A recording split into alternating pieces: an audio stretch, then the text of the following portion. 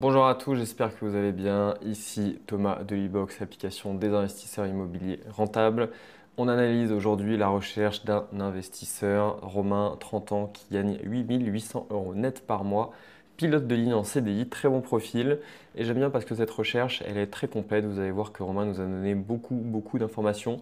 Donc on va avoir pas mal de choses à discuter dans cette vidéo qui va être, je pense, un peu longue. Je l'annonce tout de suite, mais ça va être hyper intéressant. Avant que je vous montre le profil et qu'on commence à analyser, n'oubliez pas de vous abonner à la chaîne, d'activer les notifications pour être prévenu à chaque fois qu'on sort une nouvelle vidéo.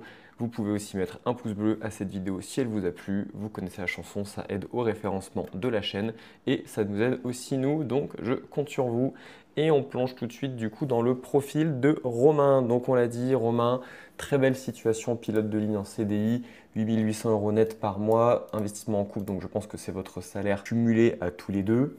Ou alors dans ce cas-là, tu gagnes vraiment très bien ta vie. Je ne sais pas exactement combien gagne un pilote de ligne. Tu es sur Nantes, pas de patrimoine immobilier, donc ce serait un premier. Et tu as déjà un secteur de recherche, l'e-box, ok. Sud de Nantes, 1h30 de route. Pourquoi l'immobilier? Pour placer une grosse somme d'argent, ok. Construire un patrimoine pour financer des projets pro-entrepreneuriat sur un horizon de 10-15 ans. Ça, c'est très intéressant. Ce qu'on va faire, c'est que je vais tout de suite aller voir ta recherche. Comme ça, on va voir un petit peu ce que tu as mis. Et puis, ça me permettra de voir si après, dans ta situation, ça correspond.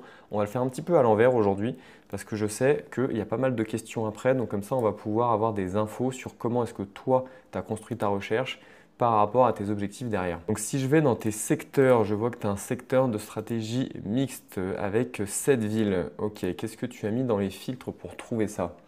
Tu dis je cherche dans un rayon de 100 km autour de Nantes et autour de Bressuire. Je pense que ça ne doit pas être très loin. Tu as exclu certaines villes à la main, ok. Tu as mis donc certains départements et tu nous dis que tu cherches des villes donc entre 15 et 10 000 habitants, 100 000 pardon. 15 et 100 000 habitants avec une démographie qui est plutôt soit stable, soit en croissance, ça c'est très bien. Moi je trouve que les villes en décroissance c'est toujours compliqué parce que dans l'immobilier il faut quand même essayer de se projeter à 5, 10 ans, 15 ans et du coup si on a une ville qui perd des habitants tous les ans, et ben, le jour où on va vouloir revendre, on va avoir un déséquilibre entre l'offre et la demande et du coup il va y avoir trop de logements par rapport aux personnes qui habitent vraiment ici. Ça risque d'être compliqué de vendre, donc à minima stable, moi je trouve que c'est quand même une bonne pratique. Tu cherches avec un prix au mètre carré inférieur à 2 500 €, donc tu es plutôt sur de la recherche agressive. Des villes où il y a au moins 35 locataires, donc très bien, ça va t'éviter un petit peu les villages de campagne, etc. Donc ça, c'est plutôt bien. Ça t'a fait 7 villes. Donc on voit qu'on est quand même plutôt sur une recherche un peu restrictive, mais tu as du coup pas mal de villes qui sont intéressantes, qui sortent plutôt de la grande ville quand même, plutôt de la grande ville. En même temps, tu as mis 10 000 €, 15 000 habitants, pardon, je dis n'importe quoi. 15 000 habitants minimum. Peut-être que descendre à 10, ça peut être une solution. Tu vois, parce que là, on va passer, on va voir quand ça s'actualisait, toujours 7, non 12. On double presque le nombre de villes. Donc ça peut être une solution, sachant que 10 000 habitants, c'est déjà pas mal. Tu vois, tu as des villes comme ça qui vont sortir. Donc ça, c'est un truc qu'on pourra regarder. Mais pour le moment, je ne touche pas trop. Je vais te remettre ton filtre comme il était, hop, pour pas tout casser. Et puis, on va aller voir aussi ta recherche qui se cale dessus. Donc, on voit que tu as une recherche IDR secteur mixte, OK, qui nous sort pas mal d'annonces. On voit là le 3, on en a pas mal. OK, donc on est plutôt bien. Qu'est-ce que tu as mis? Donc, tu as repris ton secteur de recherche. OK, jusque-là, c'est bon. Tu nous mets un budget de 300 000 €. OK, franchement, ça me paraît léger vu le profil que tu as. Moi, j'irais limite chercher plus haut. Et si tu as un projet à 400-500 000 qui est intéressant, bah franchement, go, hein. Immeuble uniquement, Ventimo, tu as enlevé le neuf, très bien. Pas de critères sur la superficie pour l'immeuble, c'est quand même ce que je recommande. Prix au mètre carré 2003, on aurait pu faire ça en pourcentage, mais ok. Critères avancés, t'as rien mis. Mots-clés, t'as rien mis. Et on voit un petit peu ce que ça donne. Ok, donc j'ai un peu ta recherche en tête. On va pouvoir retourner sur ton profil. On voit qu'on a des trucs quand même assez intéressants. On est proche des 10%, voire plus de rendement. Tu vois, typiquement New York, là, je pense qu'on est sur un truc assez sympa. On ira voir ça juste après. Mais du coup, si on reprend ton secteur, si on reprend ton profil, pardon, et qu'on voit un peu ce que ça donne par rapport à ce que tu as programmé dans ton compte e-box, tu nous dis donc, on a vu donc la recherche immeubles, maisons et locaux commerciaux. Ok, j'ai l'impression que tu es quand même plutôt parti sur de l'immeuble. c'est bien de se spécialiser, c'est quand même plus facile. Après, tu peux avoir plusieurs recherches en parallèle, mais c'est vrai que plus tu as de recherches en parallèle et plus c'est compliqué de s'en sortir, hein, parce que du coup, tu vas devoir à la fois prospecter pour de l'immeuble, pour de la maison, etc. C'est quand même plus de boulot. Location nue et meublée, longue et courte durée, colocation, donc en gros, autant dire tout. Toujours pareil, c'est bien de se spécialiser. Après, il ne faut pas se fermer non plus. Si tu es sur de l'immeuble, la colocation, c'est quand même pas trop ce qui se fait, même si c'est possible, hein. Tu peux avoir un immeuble avec des grands logements et faire de la colocation à l'intérieur. Ça se fait aussi. Je te conseille quand même de te spécialiser dans un truc. Sur de l'immeuble longue durée, en général, c'est pas mal. Surtout que toi, tu es sur un projet de financement de projet pro sur un horizon à 10-15 ans. Donc du coup, tu n'es pas forcément obligé de faire un truc hyper agressif. Tu peux très bien avoir des biens qui s'autofinancent, qui vont très bien capitaliser. Et puis quand tu revends dans 10-15 ans, en fait c'est jackpot. Donc ça peut très bien fonctionner comme ça pour toi parce que tu n'as pas forcément besoin d'avoir de l'argent tout de suite. Et on peut rentrer dans une stratégie équilibrée qui marche très bien. Surtout que vu que toi tu as un très bon revenu, que tu es jeune, en fait tu vas pouvoir plus facilement emprunter avec la banque. Et même si tu n'as pas des cash flow positifs, en fait la banque va voir que ça s'équilibre, que tu as du capital qui est remboursé tous les mois et que du coup tu as un patrimoine net qui augmente. Et du coup ça peut être très sympa, pardon. Donc situation premier investissement en couple avec ma compagne en 2025, ok c'est bien, l'objectif est timé, pas d'enfant, banlieue nantaise, locataire, ok il y a un projet d'acheter la RP, je pense que c'est une bonne idée, ça pourra faire une belle plus-value le jour de la revente nette d'impôts, ça fait toujours plaisir. Structure fiscale en SCI-LIS, forte TMI pour ma part, donc effectivement le 8008 c'est le total des revenus du foyer, 1630 mensuels, loyer plus crédit étudiant en cours, ok. Le crédit étudiant, il faut voir euh, sur combien de temps il reste à rembourser. Parce que du coup, ça peut être une technique de le solder. Tu peux aussi faire comprendre à la banque que s'il reste 2-3 ans, en fait, sur un horizon de 20 ans de crédit immobilier, en fait, il vaut mieux ne pas le prendre en compte dans le taux d'endettement. Donc ça, c'est plutôt pas mal. Un peu d'épargne de côté. Alors du coup, tu me disais au début que tu avais une grosse somme d'argent à placer, si je dis pas de bêtises. Ok, tu me dis un peu d'épargne de côté. Donc là, je ne sais pas trop ce que tu as. On va partir du principe quand même que tu as de l'apport pour financer des biens qui sont peut-être à 300. Aucune expérience en investissement locatif, mais nous nous formons très régulièrement, formation, podcast, contenu YouTube, etc. Bah écoute, c'est très bien, c'est ce qu'il faut faire. Si je fais un petit calcul quand même rapidement, 8008, 1630, donc on va dire que hop, 8800 de revenus, 1630 de charges. On va dire que tu empruntes à 10%. On va dire que tu empruntes à 3% sur 20 ans et que tu fais des investissements à 10% brut. Et ça, combien est-ce que ça te fait de capacité d'emprunt? Ça te fait 413 000 de capacité d'emprunt, tu vois. Donc c'est quand même plutôt pas mal. Donc on voit qu'aujourd'hui, tu as un taux d'endettement à 19. Après l'opération, tu vas passer à 35. C'est à ça que sert ce simulateur. C'est un simulateur spécial pour l'investissement locatif parce que les simulateurs de capacité d'emprunt pour de la résidence principale ne fonctionnent pas pour l'investissement locatif. Tout simplement parce que pour l'investissement locatif, il faut prendre en compte les revenus locatifs du futur investissement. Et c'est pour ça que c'est un petit peu plus compliqué à calculer. Là-dedans, je ne sais pas quelle est la part du crédit étudiant. Donc, il va falloir que je fasse une petite analyse. On va dire allez, que tu as 1000 euros de loyer et 600 euros de crédit étudiant. Et là, du coup, si on part là-dessus, là, c'est pas mal, hein. Enfin, franchement, tu peux emprunter 600 000 euros. Donc, tu peux emprunter, entre guillemets, facilement 600 000 euros. Et ensuite, tu seras à 35%. Mais une fois que tu auras emprunté 600 000 euros et que tu auras fait des bons investissements parce que tu es au bon endroit pour faire ça, ce qui va se passer, c'est que tu pourras largement dépasser le 35%. Donc, tu as quand même un super profil pour pouvoir faire une belle carrière d'investisseur IMO. Surtout sur un horizon 10-15 ans, tu as largement le temps. Donc tu vois la recherche que tu t'étais mise avec un budget à 300 000 euros, ouah, franchement, éclate tout, hein. Éclate tout, passe à 500 000 largement. Alors après, de toute façon, il n'y aura pas beaucoup de biens qui sont à ce prix-là. Mais si tu trouves des projets entre 400 et 500 000, il y a moins de concurrence parce que c'est quand même des budgets qui ne sont pas accessibles à tout le monde. Et qui dit moins de concurrence, dit plus de négociations, qui dit plus de négociations, dit plus de rendement. Et en plus, ça te fera le même boulot mais tu vas placer plus d'argent d'un coup. Donc c'est intéressant d'un point de vue temps et investissement. Donc je te conseille d'augmenter ton budget, même si sur un premier projet, je peux comprendre que tu veux y aller un petit peu plus mollo. Mais il faut se faire confiance dans la vie, il faut se faire confiance. Et là, en faisant analyser ta recherche, c'est déjà une très bonne étape. Si je vois un petit peu les objectifs que tu nous donnes, donc, est de construire un patrimoine qui permettra 10-15 ans de financer les projets pro, rachat d'entreprise, indépendance professionnelle, ok très bien. L'idée donc d'investir massivement dans les prochaines années d'arbitrer du patrimoine, très bien. Stratégie mixte, cash flow plus appréciation du bien, plus-value, et bah, c'est exactement ce dont je parlais plus tôt. Moi, je pense que toi, cash flow, en fait, là, on parle de cash flow plus appréciation du bien. Ce qu'il faudrait plutôt dire, c'est rendement et plus-value. Donc, du coup, toi, il te faut un petit peu de rendement. Je pense que l'autofinancement, c'est très bien. Voir des trucs très légèrement négatifs, en fait, ça ne va pas te déranger. Et dans un bon mix, avec un bon rendement locatif, une belle plus-value estimée, et du coup, tout ça, ça va te faire une belle rentabilité globale. Donc, ça, c'est très bien. Je rappelle qu'on a fait une vidéo sur la différence entre le rendement et la rentabilité. Je vous la mets là dans un coin en haut à droite si jamais vous ne l'avez pas encore vu, parce que ça, c'est quand même une notion fondamentale en investissement IMO à comprendre. Monopropriété de préférence, maison indivisée, immeuble de rapport. Alors du coup, maison indivisée, c'est très bien, mais c'est vrai que du coup, c'est plus compliqué. Donc si jamais c'est ton premier projet, c'est quand même bien de partir sur un immeuble qui est déjà divisé. Ça va déjà t'apprendre à gérer plusieurs logements, à gérer des gros travaux parce que tu auras plusieurs appartements à refaire et tu n'auras pas forcément toutes les logiques de PLU quand tu fais de la création de logements, de Enedis quand tu rajoutes des compteurs, d'évacuation quand tu crées des logements, de réseau d'eau, de réseau électrique. Donc, si tu trouves un super truc et que tu es confiant, why not? L'idéal, c'est quand même un petit peu plus facile pour commencer.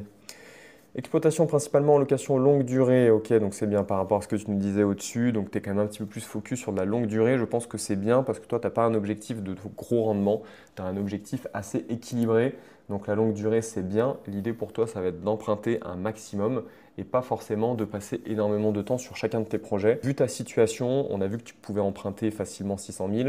Si tu as un peu d'apport de côté, bah, du coup, tu peux peut-être aller jusqu'à 650, 700 000 en mettant ton apport par-dessus l'emprunt. Ce qui va se passer, c'est qu'une fois que tu auras ça, tu pourras continuer d'emprunter normalement parce que tu auras une bonne situation et si tu as fait des bons investissements, ça va coller.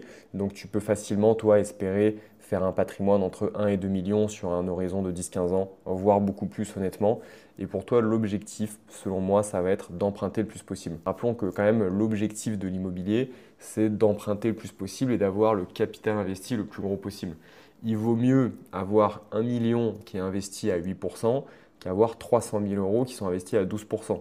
Je vous laisse faire les calculs, vous allez voir que vous allez gagner beaucoup plus quand vous avez 1 million qui est investi. Donc l'idée, c'est d'en rentrer dans une logique de je fais des investissements qui ne me prennent pas tout mon temps. Donc je ne fais pas des Airbnb où c'est moi qui fais le ménage, c'est moi qui fais les entrées-sorties et en fait je passe ma vie à faire ça. Je passe dans un truc qui se duplique facilement et qui aussi fait bonne impression au niveau de la banque.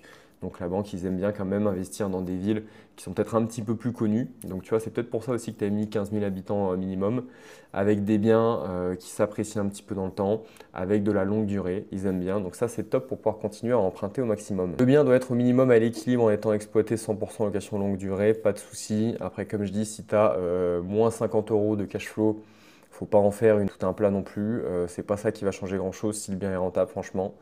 Bien situé au sud de Nantes, 1h30 de route, possibilité d'aller un peu plus loin si le secteur est plus favorable, ok. Le bien sera géré en direct, pas d'agence. C'est bien pour commencer. Pour les premiers, comme ça te permet de te rendre compte un petit peu de ce que c'est. Quand tu vas commencer à en faire un, puis deux, puis trois, ce que je te souhaite, peut-être que le passage par agence, ça pourrait être une solution. Tu verras à ce moment-là, mais pour le premier, tu peux commencer comme ça. Et puis de toute façon, si jamais ça se passe mal, tu peux très bien passer par une agence.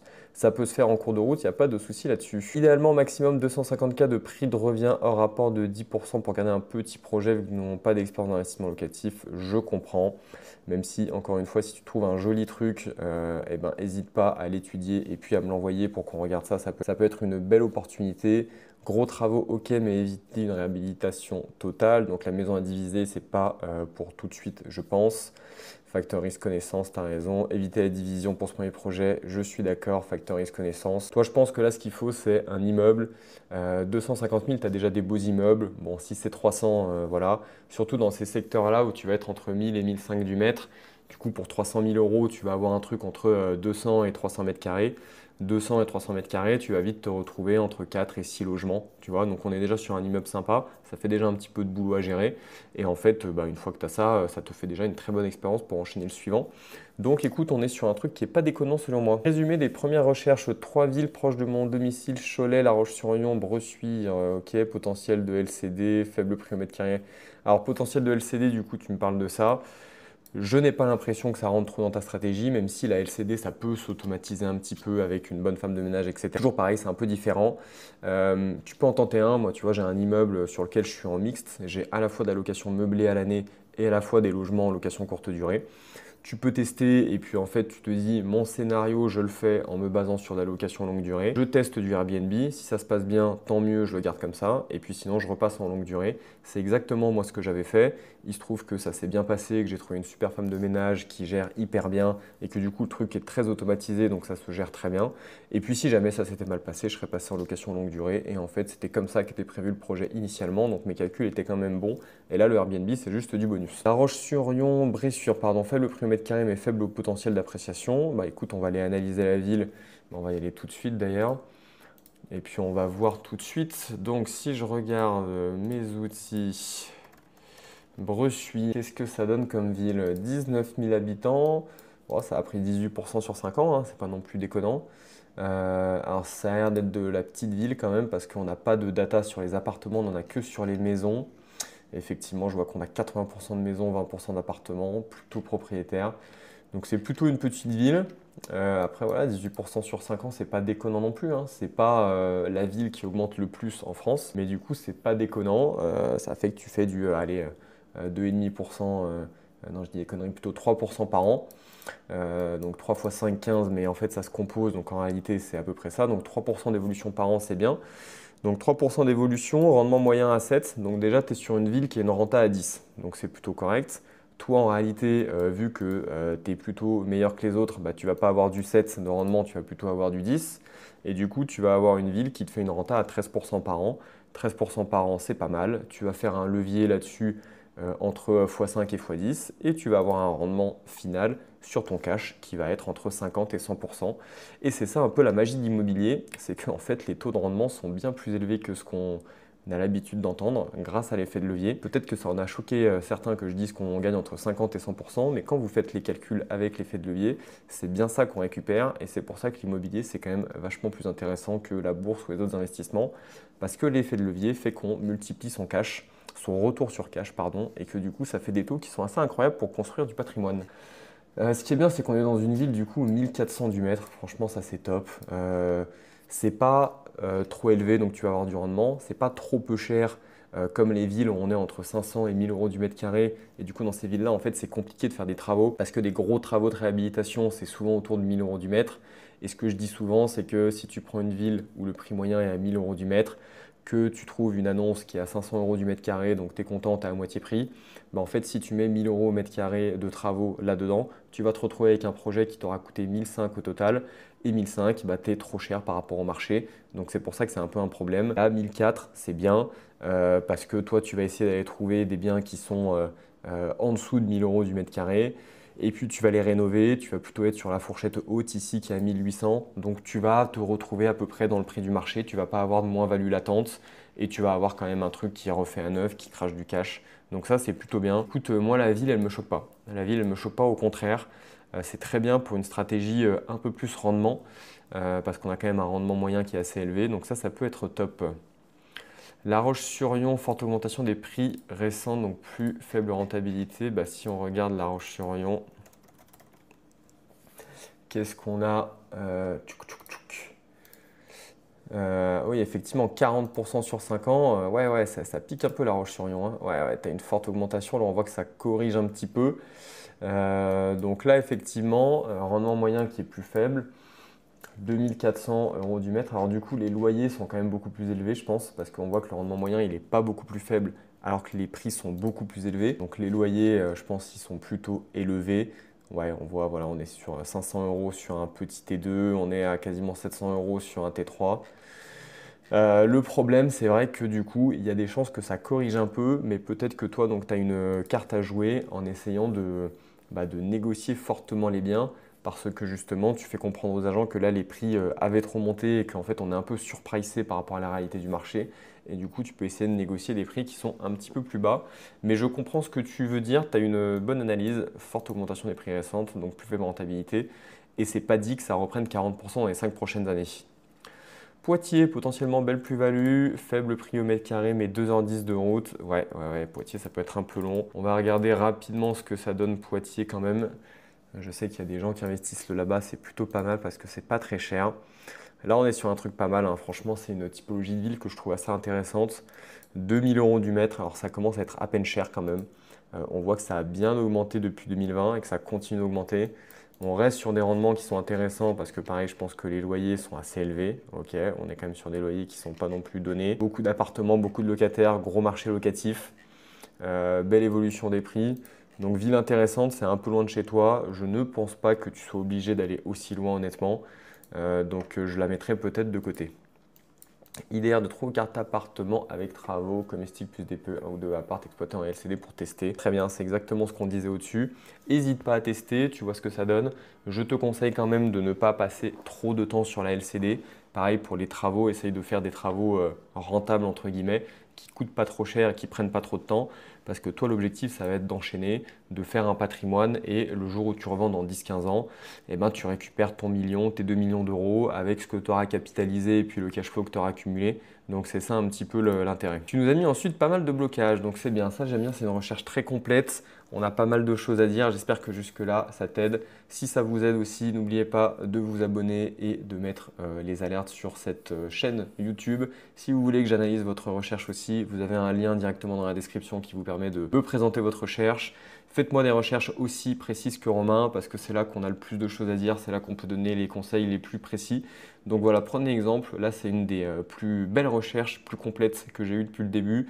Donc ça, c'est top, ça fait beaucoup de matière pour travailler. Je me parle donc des blocages, si on revient là-dessus. Donc il y a les blocages plus et les blocages plus. Donc si on commence par les gros blocages, c'est me décider définitivement sur un secteur de recherche.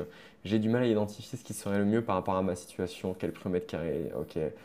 Quel potentiel d'appréciation de la ville, difficulté à mettre le curseur entre cash flow et plus-value potentiel. Et aller plus loin, type plus intéressant, exemple de Poitiers. Écoute, moi ce que je te conseille là-dessus, ça n'engage que moi, tu en fais ce que tu en veux.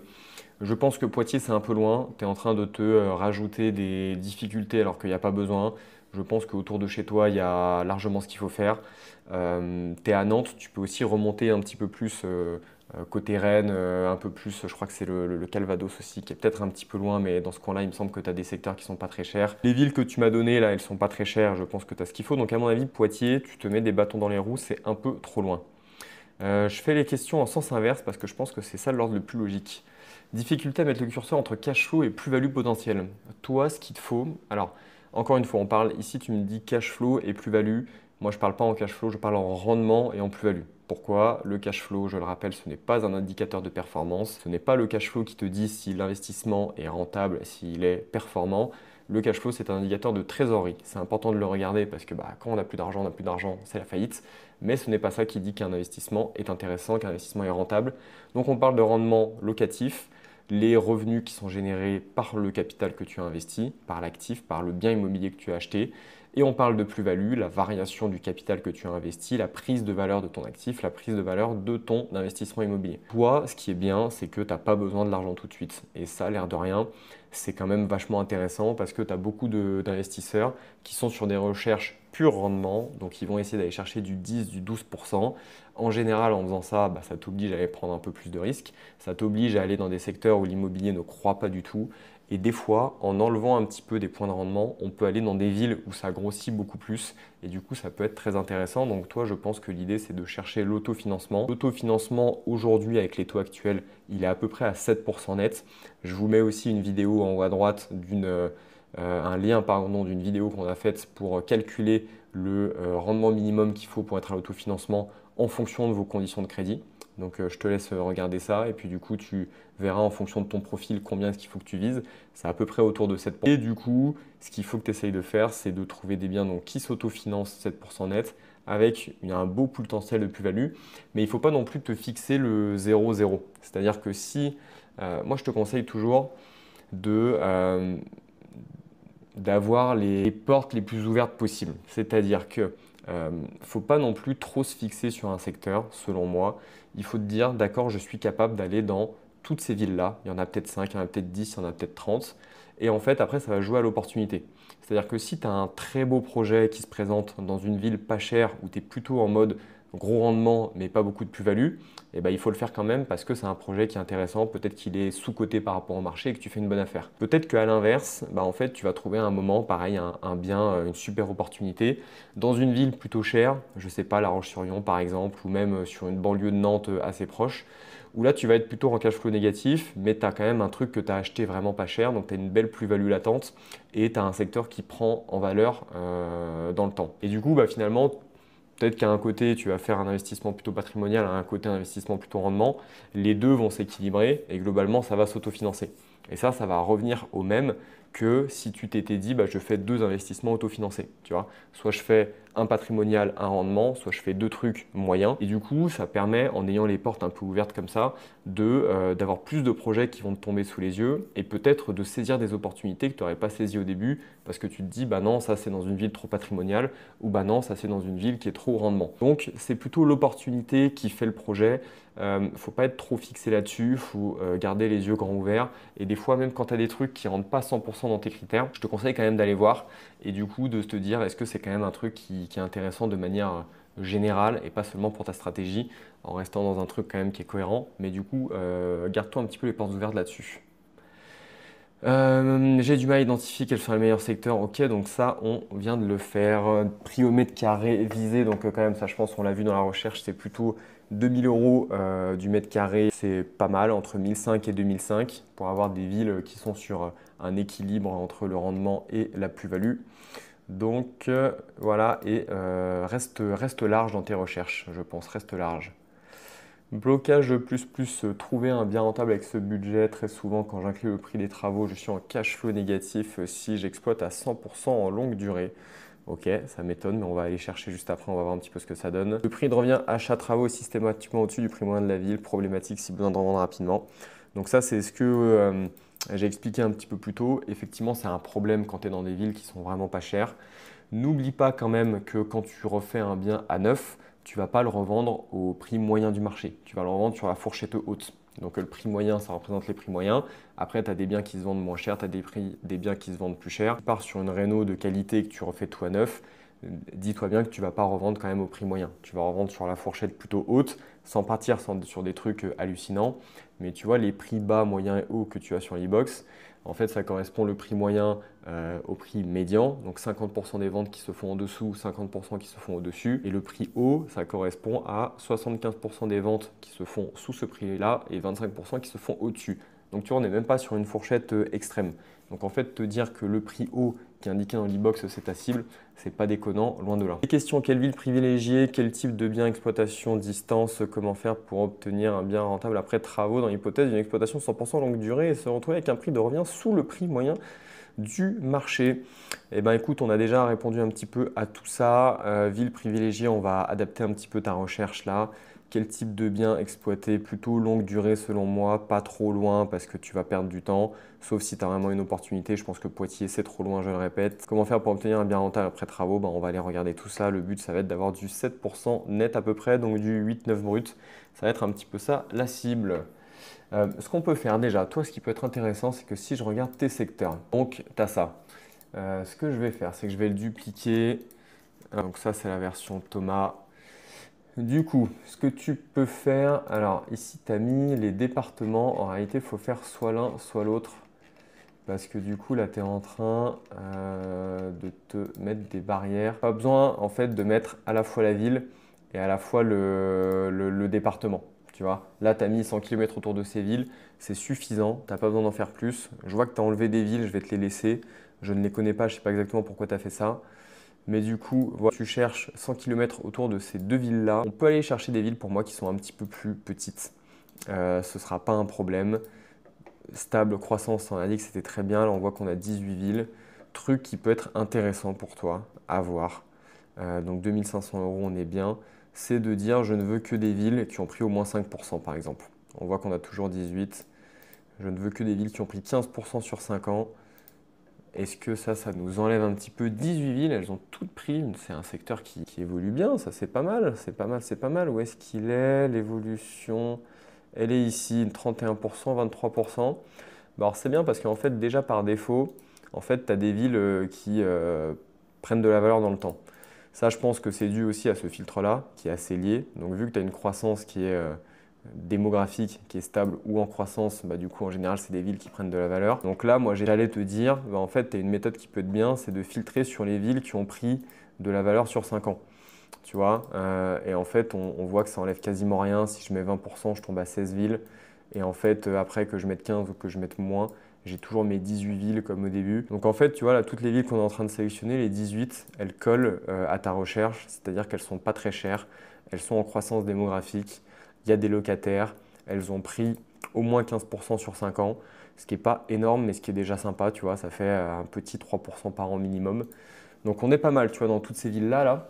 Et je pense que en fait, tu as moyen de trouver ce qu'il te faut là-dedans, quoi. On va aller faire une recherche tout de suite et puis on va regarder pourquoi est-ce qu'on a du mal justement à trouver des biens qui sont rentables. Donc si je prends mon secteur mixte Thomas, projet, donc on va dire, allez, on va commencer petit, 300 000, sachant qu'il y a de la négo à prendre en compte. On a dit qu'on était sur de l'immeuble, on enlève les logements neufs, superficie, tout ça, on ne prend pas. Ce qui est bien, moi ce que je dis toujours, c'est de prendre des biens qui sont sous le prix du marché. Moi je préfère le mettre en pourcentage plutôt que en prix au mètre carré en euros. Ce qui va se passer, c'est que si je suis dans une ville qui est en moyenne à 2000 euros du mètre, moins 10%, ça va me sortir que les annonces qui sont à 1800. Si je suis dans une ville qui est à 1000 euros du mètre carré en moyenne, moins 10%, ça va me faire que 900 euros. Et ce qui est bien, c'est que ça s'adapte aussi par rapport à la typologie du bien, le prix au mètre carré moyen des studios, des T2, des T3, et ça s'adapte aussi par rapport au quartier dans lequel se trouve l'annonce, parce qu'il y a plein d'annonces sur lesquelles l'e-box arrive à détecter l'adresse et donc à détecter le quartier dans lequel l'annonce se trouve. Donc ce filtre-là, moi je le trouve honnêtement surpuissant et je m'en sers tout le temps, je trouve que c'est le plus efficace. On va enlever les biens sans travaux, tout ce qui est refait à neuf, etc. Ça ne va pas t'intéresser, donc ça, on peut le virer et on va voir déjà ce que ça nous donne en premier résultat de recherche. 112 annonces, ok, on voit qu'on en a une tous les 2-3 jours. Donc on voit quand même qu'on n'a pas non plus un volume d'annonces énorme, mais tu vois, on a des trucs qui peuvent être intéressants. Là, on voit qu'on a un très gros chantier. Allez, on va aller analyser celle-là, même si je pense qu'il y a quand même un peu de boulot. On est à la flèche 1200 euros du mètre. Donc là, il faut faire attention parce qu'en termes de travaux, du coup, ça risque de t'emmener justement sur un bien qui va te coûter plus cher que le prix au mètre carré de la ville. Effectivement, là, il y a trop de travaux. Là, il y a trop de travaux. Très franchement, là, ce qu'il faut faire, c'est minimum 1000 euros du mètre carré. Et franchement, je dis minimum parce que quand on regarde la gueule du truc, il y a vraiment tout à créer. Mais même si on dit que je me mets à 1000 euros du mètre carré, ouais, sinon on est rentable. On est rentable, c'est ça qui est marrant. Mais en réalité, je pense qu'il y a plus de 1000 euros du mètre carré. À mon avis, on est plutôt sur facile du 1200. Et en plus, c'est un projet où il y a quand même pas mal de boulot. Donc on arrive sur un truc qui est quand même assez limite par rapport à la quantité de travail qu'il y a. Alors il y aura sûrement une petite négociation, mais tu vois, tu vas te retrouver avec un bien du coup qui t'aura coûté. Normalement, c'est où que je le trouve ce graphique-là? C'est ici, on aura un projet qui t'aura coûté, tu vois, 1800 là, hop, du mètre carré au total, parce qu'on a la partie achat, la partie notaire, la partie travaux.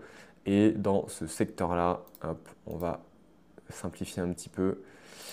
Par rapport aux appartements, on voit que les prix au mètre carré de vente moyens, ils sont beaucoup plus faibles. Donc ça, c'est dehors. Qu'est-ce qu'on a? On a celui-là, les herbiers, on est en dessous du prix au mètre carré, 134. Est-ce qu'on a quelque chose de mieux? On a Niort ici. Ok, on a l'adresse qui a été détectée. Est-ce que celui-là, il serait pas... Ouais, on est pas mal, 159 mètres carrés. Je pense quand même que tu peux aller sur quelque chose d'un peu plus grand. On va voir ce qu'il donne celui-là. Il m'a l'air pas mal. Qu'est-ce qu'il nous dit? 4 niveaux. Alors je me demande s'il n'y a pas de la création de logements à faire là-dessus. Un palier distribué. Ouais, je pense que les logements ne sont pas créés. Je pense que les logements ne sont pas créés. Ah, quoique. Quoique, si, les appartements ont l'air d'être divisés, tu as déjà des réseaux électriques et tout, donc là, tu as tout à refaire, hein. On est d'accord. Mais écoute, ça, c'est le type de projet qu'on aime bien, hein. Ça, c'est le type de projet qu'on aime bien. Alors, si on étudie un petit peu plus, donc sûrement 4 appartements à faire, pièce, plateau de 46 mètres carrés aménageable, un local et son entrée, tout à l'égout, certaines menuiseries en double vitrage. Travaux de couverture ont été réalisés, donc ça c'est plutôt moins. Travaux de rénovation globale à prévoir, alors on voit pas la toiture là-dessus. L'e-box me détecte 3 lots. Où est-ce qu'il a vu ça? J'ai l'impression quand même... Ok, là c'est le local. J'arrive pas à voir exactement combien d'appartements, on a 4 niveaux. Quand je lis un peu en travers, je vois qu'on a au rez-de-chaussée quelque chose, on a à l'étage, on a un deuxième étage et on a un plateau, un local, pardon, donc on est plutôt sur 4 lots quand même. Donc là, concrètement, il faut tout refaire, mais on est à Niort. Niort, c'est 2000 euros du mètre, c'est une belle évolution des prix. Donc là, tu vois, typiquement, un bien comme ça, on va dire qu'on est sur 4 lots. 4 lots, on va plutôt être sur du 2 pièces. Donc ça va se louer dans la fourchette haute parce qu'on va faire des travaux. Tu vois, je fais un premier calcul très rapide. 1000 euros du mètre carré, donc quand même, on voit qu'on est sur un truc qui a 8,6 de rendement brut. Donc tu vois, on n'est pas déconnant par rapport à ta stratégie. On est sur un cash flow qui est positif, même si en réalité, il faudrait qu'on ajuste un peu en mettant un peu de P&O. La taxe foncière, ouais, elle est peut-être plutôt à 2000. Faudrait mettre un petit peu de charge propriétaire, même s'il n'y a pas grand-chose dans un immeuble. Un peu de comptabilité si tu fais du meublé. Et tu vois là, voilà, on a un truc qui est à peu près réaliste entre le brut et le net. On a un cash flow qui reste positif, sachant qu'on est sur un prix à 160. Si tu es bon, tu le négocies plutôt à 140. Et tu vois, la 9,2 de rendement dans une ville qui évolue à 35% par an, donc ça fait alors ça fait pas 7% par an, mais ça fait plutôt allez, 5-6, disons 5, bah, tu vois, tu fais 14% au total en termes de rentabilité, rendement plus plus-value. Donc ça, typiquement, alors c'est un projet où il y a un peu de boulot, mais tu t'en sors bien, quoi. Tu t'en sors bien, ça je pense que c'est un truc, ça se regarde. Et là, pour le coup, hop, si on va regarder les appartements à Niort, tu vois, ton projet, là, il arrive un peu en dessous des 2000 euros du mètre. Tu restes dans la moyenne des prix au mètre carré du secteur, même si tu as fait 1000 euros de travaux. Donc ça, typiquement, pour moi, c'est une annonce. Essaye de l'analyser, dis-moi un peu ce que tu en penses. Je pense que là, la difficulté, c'est de voir un petit peu comment c'est fait à l'intérieur. C'est de demander à l'agent immobilier combien est-ce qu'il y a de compteurs, combien est-ce que tu as de compteurs électriques, combien est-ce que tu as de compteurs d'eau, est-ce que c'est divisé officiellement, etc. Et honnêtement, il y a tout à refaire à l'intérieur, hein, ça se voit. Même si tu as quelques fenêtres qui ont l'air d'être déjà en double vitrage, donc c'est toujours ça d'économiser. Mais sinon, à part ça, franchement, il faut tout refaire, voir la toiture et ça peut coller. Tu vois, typiquement, là, on a trouvé un truc qui a l'air d'être pas mal. Je te conseille d'aller voir cette annonce. Donc voilà, tu vois qu'il y a quand même deux trois projets qui collent dans ta recherche sur de l'immeuble principalement. Je vois qu'il y a beaucoup de maisons à diviser quand même dans ton secteur. Donc peut-être qu'il y a un moment où il faudra commencer à t'y intéresser. En tout cas, on a réussi à trouver au moins un immeuble qui correspondait à ça. Je pense que tu peux élargir un petit peu ta recherche aussi. En termes peut-être de nombre d'habitants, aller un petit peu plus bas, donc ça te permettra d'avoir plus de villes et peut-être plus d'opportunités. J'espère que ça t'a aidé, on avait pas mal de choses à voir sur ta recherche, donc c'est plutôt bien. J'espère que j'ai répondu à toutes tes questions et que ça va te permettre de te lancer dans ton premier investissement. N'hésite pas à me tenir au courant de tes visites, de tes projets, ça me ferait plaisir de voir un petit peu comment ça avance et de voir que tu arrives à acheter. Et puis écoutez, je vous dis à tous une très bonne journée. Si vous avez des questions, n'hésitez pas à me les poser dans les commentaires. Et je vous dis à la semaine prochaine. Ciao, ciao!